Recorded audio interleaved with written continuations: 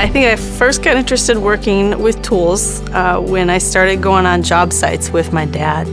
When I was really young, my dad was an electrician, turned master electrician, and then electrical contractor, and finally being a business owner, owning his own electrical contracting company. I started off just going to jobs with him and hanging out, to actually getting tools put in my hands and working alongside of my dad. And I grew up that way all the way until I was about 25 years old, but started out when I was about 7. When I started off with my dad, actually, putting my hands on tools and tools on materials, I was getting paid in Winchell's Donuts, because those were the stores that we were remodeling back in Southern California. That was such a critical part of my whole life. I mean, I can't tell you how meaningful it was to get paid with donuts. I mean, I had 7 on a table, and it was like, I didn't even know which one to eat first. As I started to go work for my father more and more, I got older and older. Donuts weren't quite cutting it. Plus, I was, an athlete, and realizing that diet was a little bit more important to me.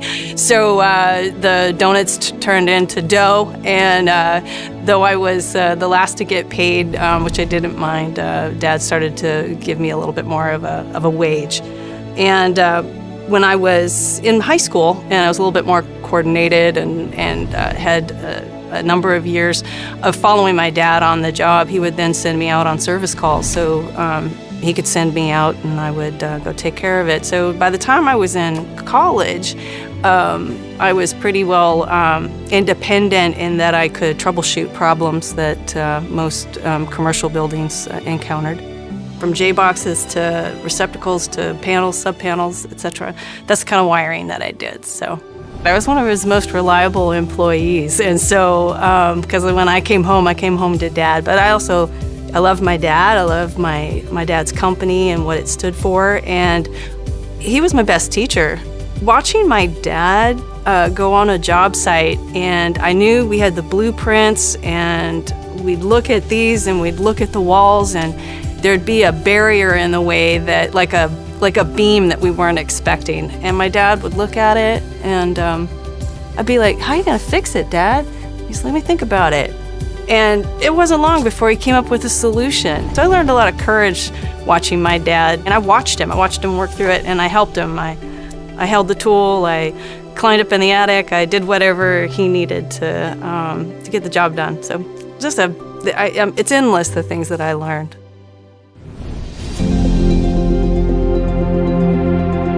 A lot of what I did working for my father, I utilized on board the space station, because you're at a place that things break all the time, and you don't always have what you need. And sometimes you have to get pretty clever with what you have to fix things. And one of the times when I really used the training that I received from my father is when we had a pump fail on board the space station, and I had to go do an EVA to fix it. One of 2 ammonia pumps external to the space station failed. So we were down a single cooling channel, and there's only 2 cooling channels. It's like a radiator in your car. And when the radiator goes down, there's nothing to cool your engine.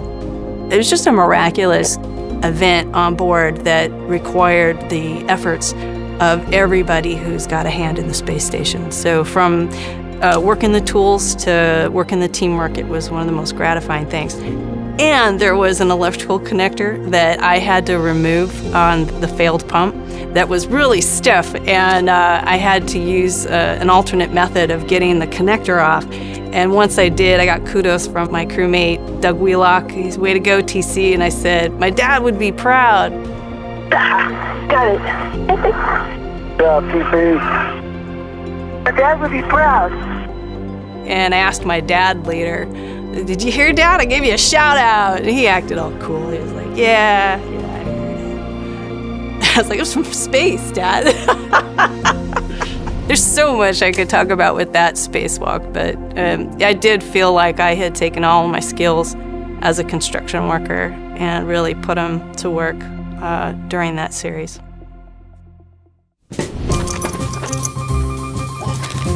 Got this when I was 7.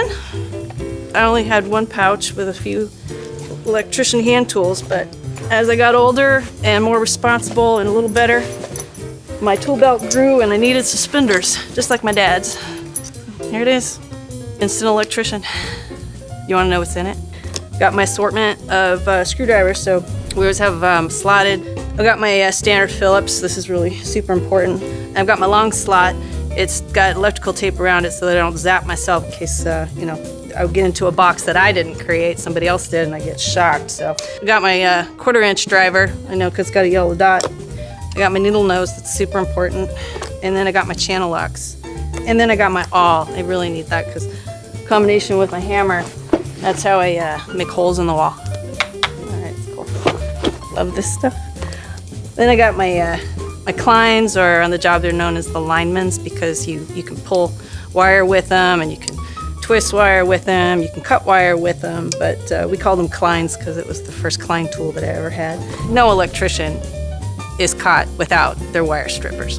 You've got grooves for different size wires. When I was a little girl learning how to do this, I had just one size and I had to make it work.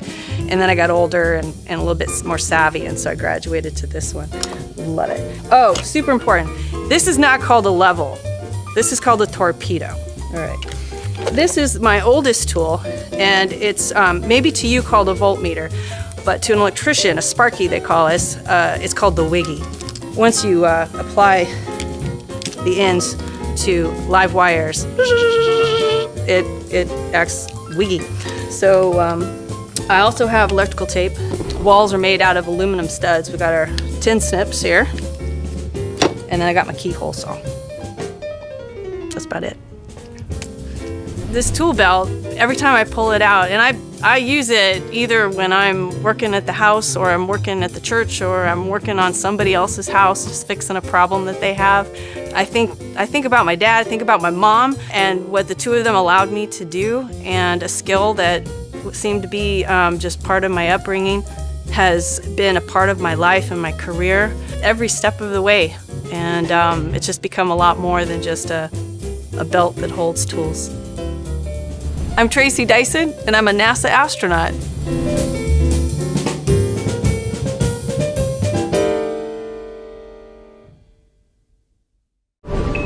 Subscribe for more space.